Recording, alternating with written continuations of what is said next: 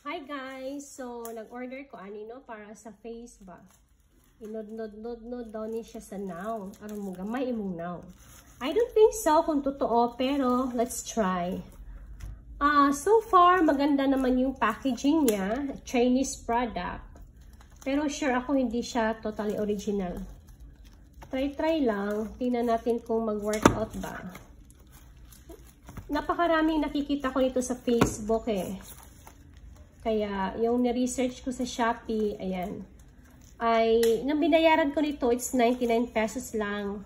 Kasi, ano to, mga 69 yata to or 79 plus, plus shipping. Ano to, tawag nito? Ozofei. Ozofei.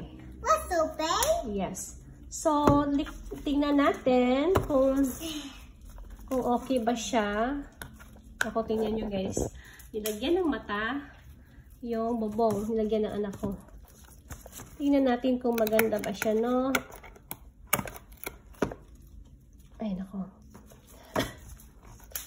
Alam niyo naman sa Shopee, guys, nakakainganyo yung mga product. Kahit mura-mura lang, at least, diba, itry din natin. At saka, mahilig talaga ako. Halos Shopee talaga.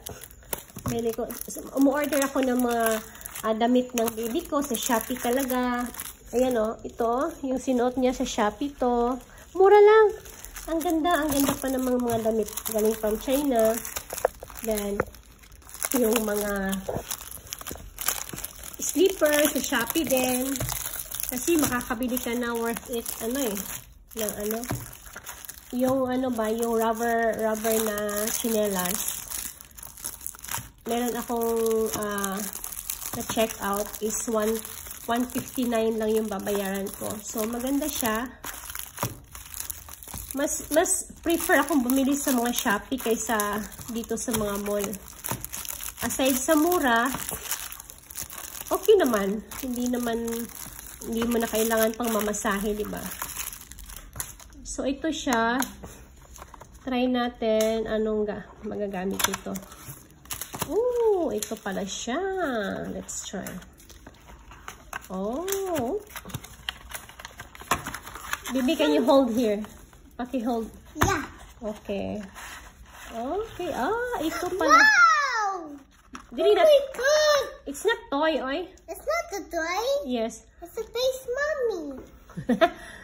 Try natin, Try natin natin sa mukha natin. Ano kaya ito? Alam nyo guys, minsan curious talaga ako nito mga ganito. Kung totoo ba to? Tingnan nyo. Ang taba ako kasi. Pero hayaan mo na. I-try natin i-massage yung ating face mamaya before sleep. Kasi may in-order din ako na na oil sa face na moisturizer. Kaya yun yung gagamitin ko mamaya. Okay lang naman. Ayan, okay siya.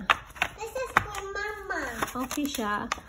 Ayun, nabayaran ko 91 pesos lang. So, ewan ko ba kung ayaw yung mga advertisement sa Facebook at saka ito ay same product ba or maybe original yung nasa Facebook na medyo may price talaga mamahalin. At saka ito, alam niyo naman guys, yung China always copyright talaga sa mga produkto ng mga original.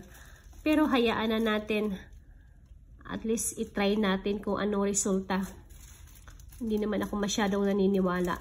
Pero, there's no harm of trying, di ba? Tingnan natin, Hindi natin mabasa. Ayan. So, ito lang ngayon, guys. Yung na-receive namin na parcel today is 3. Coming pa yung 2 parcel. Kaya, thank you for watching!